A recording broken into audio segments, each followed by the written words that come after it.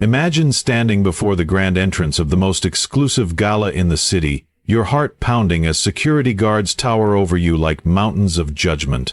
Your invitation, authentic, elegant, mysterious, trembles in your weathered hands while voices cut through the evening air like shards of glass. Sir, you're not on the list.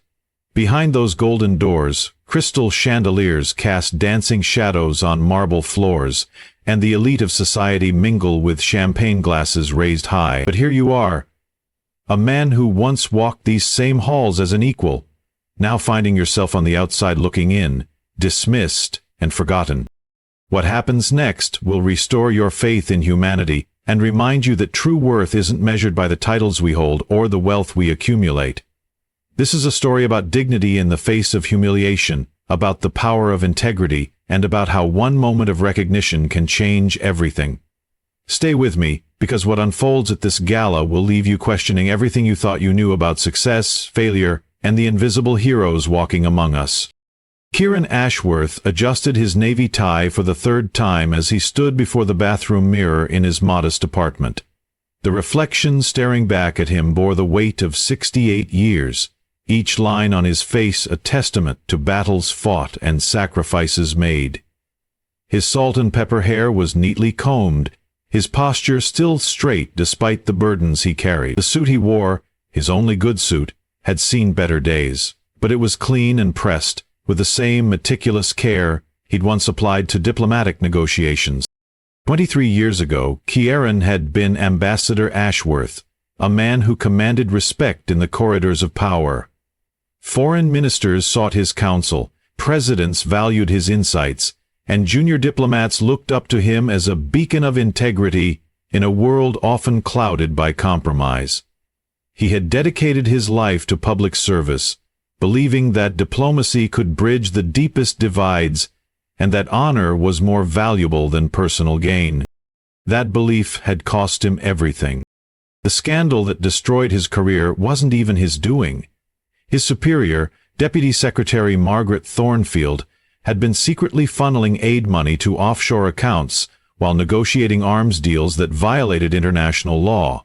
When investigative journalists began closing in, Thornfield had masterfully redirected the blame to Kieran. She painted him as the mastermind, using his sterling reputation against him.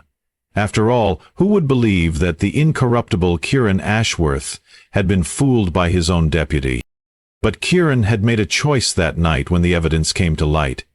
He could have exposed Thornfield, could have cleared his name by revealing the documents that proved her guilt. Instead, he looked at the photograph on his desk. A young diplomat named Marcella Voss, Thornfield's rising star protégé, whose promising career would be destroyed by association if the truth came out. Marcella had nothing to do with the corruption, but in the ruthless world of politics, proximity to scandal was often as damaging as guilt itself. So Kieran had quietly resigned, accepting the shadow of disgrace that would follow him for the rest of his days. He never spoke publicly about his innocence, never tried to clear his name. He simply disappeared from the world that had once celebrated him, carrying the weight of another's sins, so that an innocent young woman could continue serving her country. Now, 2 decades later, Kieran worked part-time at the Riverside Community Center, helping immigrants navigate the complex maze of citizenship applications and language barriers. The pay was modest, barely enough to cover his rent in the small apartment he'd called home since his fall from grace, but the work gave him purpose. Every family reunited, every citizenship oath sworn, every English word mastered by a determined newcomer, these were the victories that filled his days with meaning. The invitation had arrived 3 days ago, delivered by a courier who disappeared before Kieran could ask any questions. The heavy cardstock bore the seal of the International Diplomacy Foundation, announcing their annual gala for global peace at the Grand Meridian Hotel. No sender was identified, no personal note attached, just his name written in elegant calligraphy and a single line: "Your presence is requested." Kieran had stared at that invitation for hours, wondering if it was some cruel joke or perhaps a mistake. He hadn't attended a formal diplomatic function in over 2 decades. The world had moved on without him, and he had made peace with his exile, but something about the invitation called to him. Perhaps it was curiosity, perhaps it was the ghost of the man he used to be, or perhaps it was simply the human need to believe that redemption was possible. The Grand Meridian Hotel stood like a monument to luxury and power, its neoclassical columns reaching toward the evening sky. Kieran had attended countless events in this very ballroom during his diplomatic career, but tonight he felt like a stranger approaching hallowed ground. Luxury vehicles lined the circular drive, depositing guests in elegant gowns and tailored tuxedos. The flash of cameras captured moments of arrivals, and the murmur of refined conversation filled the air.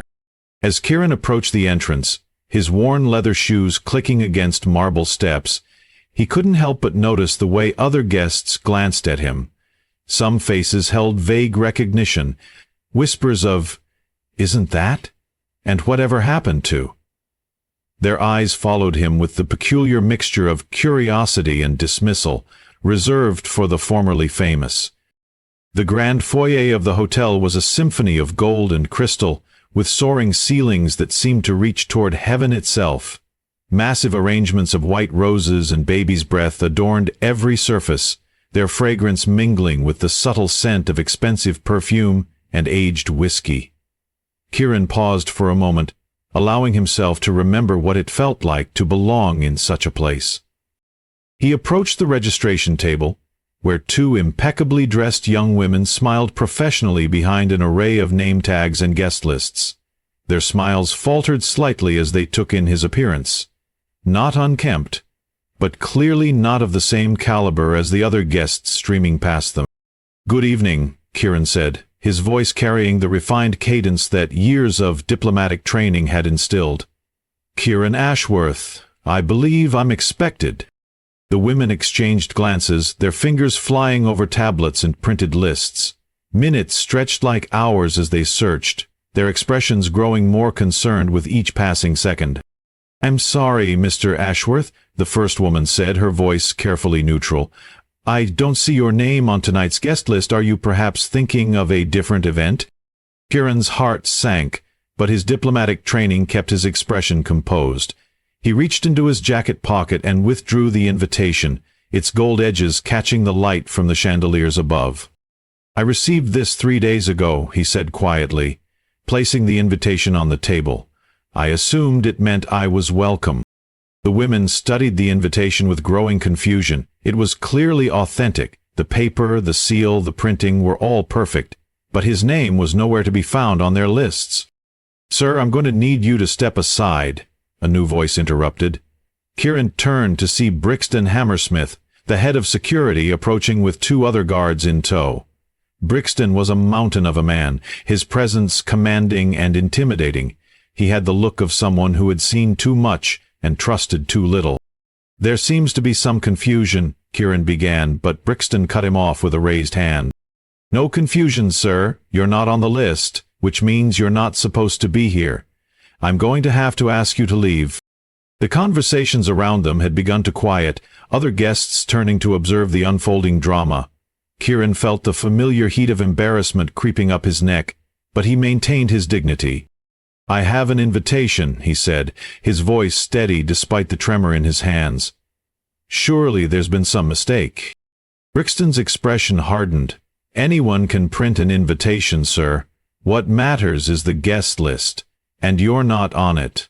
Now, I can escort you out quietly, or we can make this more difficult than it needs to be." The words hit Kieran like physical blows. He could feel the stares of the other guests, could hear their whispered conversations and barely contained gossip. Here he was, the man who had once negotiated peace treaties and hosted world leaders, being ejected from a gala like a common interloper. But it was more than just embarrassment. As Kieran stood there, clutching his invitation like a talisman, the weight of his entire life seemed to press down upon him. He thought of that night 23 years ago, when he had made the choice to sacrifice his reputation for the sake of an innocent colleague. He thought of the decades of quiet service that had followed, the small victories and profound loneliness that had become his life. He thought of the community center where he spent his days, helping people who society had also cast aside. Was this what his life had amounted to? Was this the legacy of Ambassador Kieran Ashworth? A man so forgotten that even his authentic invitation was considered suspect? "I'll leave," Kieran said finally, his voice barely above a whisper. "There's no need for an escort." As he turned to go, his mind drifted back to that fateful night when everything had changed. He had been working late in his office reviewing the quarterly aid distribution reports when he noticed the discrepancies. The numbers didn't add up, and the more he investigated, the clearer it became that someone was systematically diverting funds meant for humanitarian aid. The trail led directly to Margaret Thornfield, his superior and mentor. The woman who had recruited him, who had guided his career, who had been like a mother to him in the often brutal world of international politics. The evidence was overwhelming. Bank statements, encrypted communications, falsified documents. She had been stealing from the very people they were meant to help. But Margaret wasn't working alone. She had used her position to pressure defense contractors, creating a network of corruption that reached into the highest levels of government. And, caught in the middle, was Marcella Voss, a brilliant young diplomat who had been assigned to Margaret's team just months earlier. Marcella had no knowledge of the corruption, but she had unknowingly carried out several transactions that would implicate her in the scandal. Her signature was on documents, her name was in meeting notes, her future was tied to Margaret's fate. If the truth came out, Marcella's career would be destroyed before it had truly begun. Kieran had made his choice in that moment. He would take the fall, allow himself to be painted as the corrupt official, and ensure that both Margaret's other victims and Marcella's promising career would be protected. It was the ultimate act of diplomatic sacrifice, protecting the innocent at the cost of his own reputation. Now, as he walked away from the gala entrance, Kieran wondered if he had made the right choice. Had his sacrifice meant anything? Had it changed anything? Or had he simply thrown away his life for nothing? The cool evening air hit his face as he stepped outside, and for a moment he simply stood there, watching the continued arrival of guests. Limousines and town cars continued to deposit elegantly dressed attendees, their laughter and conversation a stark contrast to his solitary silence. He was about to call a taxi when he heard the distinctive sound of multiple vehicles approaching in formation. The security presence around the hotel immediately intensified, and guests began to gather near the windows, their excitement palpable. A presidential motorcade was arriving. Kieran knew he should leave, should spare himself the additional humiliation of being seen as the man who had been turned away, but something kept him rooted to the spot, perhaps simple curiosity about which world leader was attending tonight's gala. The motorcade came to a precise stop at the hotel's entrance, and security personnel moved with practiced efficiency. From the center vehicle emerged President Marcella Voss, and Kieran's breath caught in his throat. She had changed remarkably little in the 23 years since he had last seen her. Her hair was now silver instead of dark brown, and there were lines around her eyes that spoke of the weight of leadership. But she moved with the same confident grace that had marked her even as a young diplomat. She wore a midnight blue gown that seemed to capture the light of every camera flash, and her smile was warm and genuine as she waved to the gathered crowd. A smile odding to her was the smoke and genuine as she waved to the gathered crowd. President Voss paused at the entrance, speaking with her security detail and some of the gala organizers. Her eyes swept the crowd, taking in the faces of the other guests, and then, incredibly, her gaze found Kieran. For a moment, time seemed suspended. Recognition flashed across her features, followed quickly by something that looked like pain. She said something to her security chief, then began walking directly toward Kieran, her entourage following in confusion. "Kieran?" she said, her voice carrying the same warmth he remembered from their working relationship decades ago. "What are you doing out here?" The question hung in the air between them, loaded with 23 years of history and unspoken truths. Kieran found himself unable to speak, overwhelmed by the simple fact that she had recognized him, that she had approached him publicly. I was just leaving," he managed finally. "There was some confusion about the guest list." President Voss's expression hardened, but not at him. She turned to look at the security guards and hotel staff who had followed her outside, their faces showing dawning recognition of their mistake. "Confusion?" she repeated, her voice carrying the authority of her office. "About Kieran Ashworth? The man who taught me everything I know about diplomacy? The man who sacrificed his career to protect innocent people?"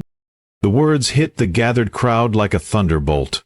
Whispers began to spread, and Kieran could see the recognition dawning on face after face. Some remembered him from his diplomatic days. Others began to piece together the implications of the president's words. "Marcella," Kieran began, but she cut him off. "No," she said firmly, "you've been silent long enough." And then, in front of the cameras and the crowd and the world, President Marcella Voss stepped forward and embraced Kieran Ashworth. It wasn't a political handshake or a diplomatic gesture. It was the heartfelt embrace of a woman greeting her mentor, her protector, her friend. The cameras flashed like lightning, capturing the moment that would dominate headlines for weeks to come. But Kieran was barely aware of the media attention. In that embrace, he felt 23 years of isolation and shame begin to crack and crumble. "I never forgot," Marcella whispered in his ear, her voice thick with emotion. "I never forgot what you did for me, for all of us, and I never stopped looking for a way to honor that sacrifice." As they separated, Kieran saw tears in her eyes, and he realized that his own cheeks were wet. The crowd had fallen silent, sensing that they were witnessing something profound and deeply personal.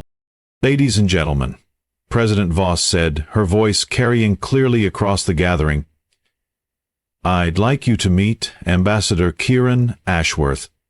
He's the reason I'm standing here today, and he's the reason many of you still have faith in the integrity of public service." She turned back to Kieran, her smile radiant. "Now, shall we go inside? I believe you have a gala to attend." The walk back to the hotel entrance felt like a triumphant procession. Brixton and his security team stepped aside, their expressions mixing embarrassment with newfound respect. The hotel staff bowed slightly as Kieran passed, and other guests began to approach, some with apologies for their earlier dismissal, others with genuine curiosity about the man who had earned such recognition from the president. Inside the ballroom, the transformation was complete. The same people who had watched his humiliation now competed for his attention. Ambassadors and dignitaries who had shunned him for decades now approached with warm smiles and extended hands. The whispers had changed from dismissive gossip to respectful speculation about his years of quiet service. But Kieran found himself less interested in the social rehabilitation than in the conversation he was having with Marcella during the cocktail hour. They had found a quiet corner of the ballroom, away from the crowds and cameras, where they could speak freely for the first time in over 2 decades. "I tried to find you," she said, her voice intense with emotion. "After I learned the truth about what really happened, I tried to reach out, but you had disappeared so completely." "I needed to disappear," Kieran replied. "It was the only way to ensure that the truth never came out. Margaret's corruption was so extensive, so damaging, that revealing it would have hurt innocent people." "People like me," Marcella said softly. "People like you," he agreed. "You had a brilliant career ahead of you, Marcella. You were going to change the world. And you have. Look at what you've accomplished." Marcella shook her head. "I've accomplished nothing that you couldn't have done better. You were the finest diplomat I ever knew, and I've spent my entire career trying to live up to the example you set." "You've exceeded it," Kieran said firmly. "You've become everything I hoped you would be." As the evening progressed, the gala took on a different character. What had been planned as a standard diplomatic function became something more meaningful, a celebration of public service and quiet heroism. When President Voss took the stage to deliver the evening's keynote address, Her words resonated with unusual power. "Tonight we gather to celebrate the cause of global peace," she began, her voice carrying clearly throughout the ballroom. "But peace is not achieved through grand gestures or headline-grabbing negotiations alone. It's built through the daily choices of individuals who choose service over self-interest, who choose truth over convenience, who choose sacrifice over personal gain." She paused, her eyes finding Kieran in the crowd. "Sometimes the greatest heroes are the ones whose names we never learn, whose sacrifices we never hear about. They work in community centers and refugee camps, in classrooms and hospitals, in quiet corners of the world where cameras don't reach. They measure their success not in personal advancement, but in lives touched and communities strengthened." The applause that followed was thunderous, but Kieran barely heard it. He was thinking about the families he had helped at the community center, the children who had learned English in his classes, the new citizens who had sworn their oaths with tears of joy in their eyes. Those were his real accomplishments, his true legacy. After the formal dinner, as the evening began to wind down, Kieran found himself surrounded by a different kind of crowd. These weren't the power brokers and social climbers who had dominated the earlier part of the evening. These were the working diplomats, the career public servants, the people who had heard stories about the legendary Kieran Ashworth and wanted to meet the man behind the legend. "Is it true that you once talked a dictator out of a nuclear program by teaching him to play chess?" asked a young cultural attaché. "Did you really learn 12 languages just to better understand the people you were negotiating with?" wondered a trade representative. "My grandfather always said you were the most honest man in government," shared a third secretary from the embassy staff. Kieran answered their questions with gentle humor, deflecting their praise while encouraging their own commitment to public service. He spoke about the importance of integrity, about the power of listening, about the courage required to do what's right, even when it's difficult. As the evening drew to a close, President Voss approached him one final time. "Kieran, I have a proposition for you." "I'm listening," he said, though he suspected he already knew what she was going to ask. "I need someone to head up a new initiative, a diplomatic training program for young foreign service officers. Someone who can teach them not just the mechanics of diplomacy, but the ethics of it. Someone who can show them what it means to serve with honor." Kieran was quiet for a long moment, considering the offer.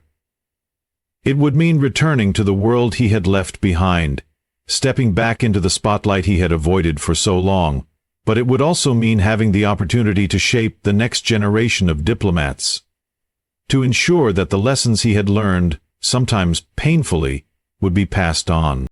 "The pay won't be much," he said finally, thinking of his modest apartment and simple life. "More than the community center," Marcella replied with a smile. "And the community center won't lose you. This position would be part-time, allowing you to continue your work there as well." "In that case," Kieran said, "I accept." As he finally left the gala that night, Kieran reflected on the extraordinary turn his life had taken. That morning he had been a forgotten man, invisible to the world that had once celebrated him. Tonight he was walking away with a renewed sense of purpose, and the knowledge that his sacrifice had not been in vain.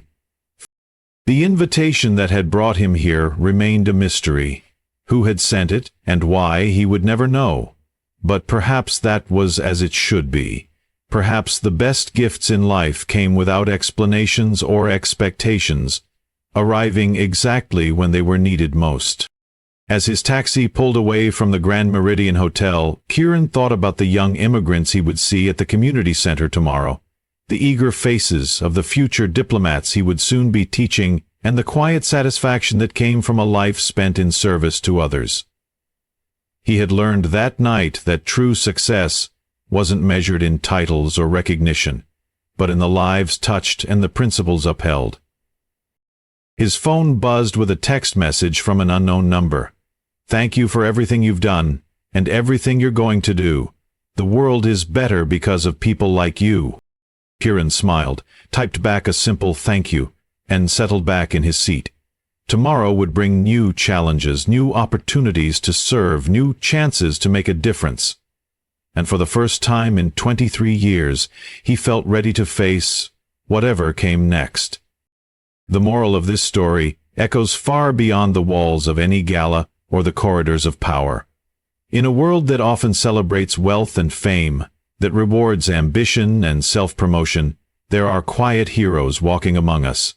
They are the teachers who stay late to help struggling students, the healthcare workers who comfort the dying, the social workers who fight for forgotten families, the ordinary people who make extraordinary sacrifices for others. Their names rarely appear in headlines, their faces don't grace magazine covers, but they are the ones who hold our communities together, who remind us of our shared humanity, who prove that dignity and worth are not determined by external recognition, but by the content of our character and the depth of our compassion. If this story moved you, if it reminded you of the quiet heroes in your own life, take a moment to like this video and share it with someone who needs to hear this message. In the comments below, tell us about a time when someone showed you unexpected kindness or recognition. Sometimes the smallest gestures have the biggest impact. And if you enjoyed this story of redemption and recognition, make sure to subscribe for more inspiring tales that celebrate the power of human dignity and the importance of never giving up on doing what's right. Because in a world that can sometimes feel divided and harsh, we all need reminders that goodness still exists, that integrity still matters, and that every person has value, regardless of their title, their wealth, or their past. Until next time, remember, your worth isn't determined by who recognizes you, but by who you choose to recognize and lift up along the way. 6 months after that transformative evening at the Grand Meridian Hotel, Kieran Ashworth stood before a classroom of 24 young diplomats, their eager faces reflecting the same passion he had once carried into the halls of power. The Ashworth Institute for Diplomatic Excellence, named in his honor despite his modest protests, had become the most sought-after training program in the Foreign Service. Integrity, he said, writing the word on the whiteboard with deliberate strokes, is not about being perfect. It's about being honest about your imperfections and choosing to do what's right, even when it costs you everything.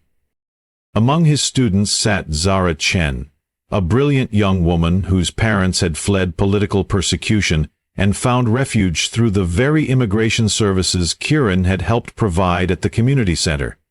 She didn't know it yet, but her family's successful asylum case had been one of the files Kieran had personally reviewed during his years of quiet service. "Professor Ashworth," she raised her hand, "what if doing the right thing means someone else gets hurt?" The question hung in the air like a familiar ghost. Kieran thought of Marcella, of Margaret Thornfield, of the countless decisions that had shaped his life. "Sometimes," he said quietly, "the greatest act of love is taking on someone else's pain so they can continue to serve the world."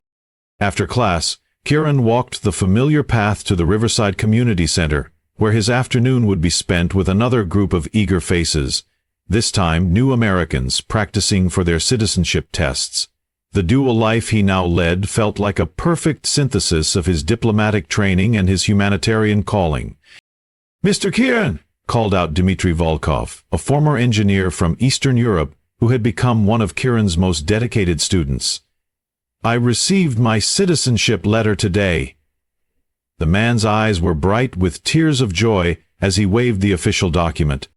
These moments, these small victories in the lives of forgotten people, reminded Kieran why he had chosen his path of quiet service. The gala had given him public recognition, but it was here, in the fluorescent-lit classroom of the community center, that he found his true purpose. That evening, as he prepared for bed in his apartment, slightly larger now, but still modest by choice, Kieran reflected on the unexpected turn his life had taken. The mysterious invitation that had changed everything remained unsolved, though he suspected it had come from someone within President Voss's inner circle who had recognized the injustice of his exile. The phone rang, interrupting his thoughts. It was Marcella calling from Air Force One somewhere over the Pacific.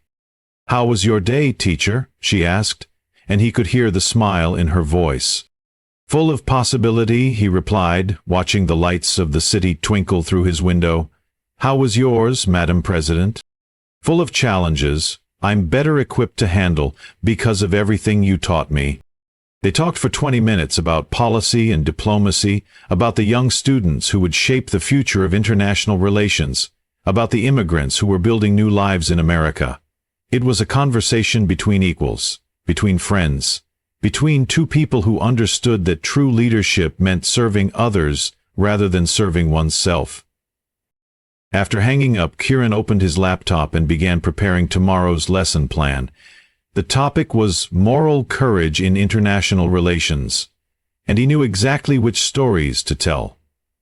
His students would learn about the diplomats who had risked everything to save lives during wartime, the negotiators who had walked away from lucrative opportunities to maintain their integrity, the public servants who had chosen principle over personal advancement, and perhaps, if they were ready to hear it, he would tell them about a man who had once been denied entry to a gala until the president walked in and reminded the world that true worth is measured not by recognition, but by the quiet courage to do what's right when no one is watching.